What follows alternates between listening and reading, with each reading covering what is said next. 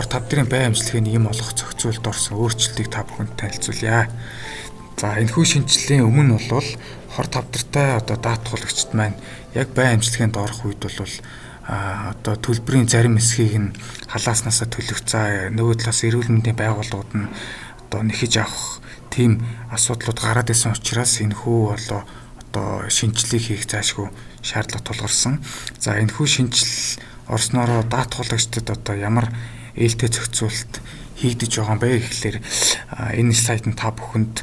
хоёр тохиолдолд жишээ аваад тайлбарлая. За даатгуулагч А-гийн хувьд бол эмнэлэгт очиод хор тавдрын бай амжилтгийн тусламж үйлчлэгийг авахд за мэдээж эмчлэгч эмч нь бол нэг юм хэрэглэх шаардлагатай байна гэсэн шийдвэр гаргасан бол мэдээж нэг юм хэрэглээд тухайн хэрэгэлсэн эмийг нь эрүүл мэндийн даатгалын сангаас хэрэгэлсэн тоо ширхэг бүрээр нь санхүүжүүлэх ийм зохицуулт явж байна. За даатгуулагч Б-гийн хувьд бол мөн адил эрүүл мэндийн даатгалын ерхий газартай гэрээ бүхий улсын болон хувийн аль чимлэг дээр очиж за хор тавдрын бай амжилтгийн тусламж үйлчлэгийг авах үед за эмчлэгч эмч нь бол мэдээж энэ даатгуулагчид за хор тавдрын 3 эмийг бол хэрэглэх шаардлагатай мэ гэсэн шийдвэрийг гаргасны үндсэн дээр тухайн эмийг хэрэгэлсэн гэж үзвэл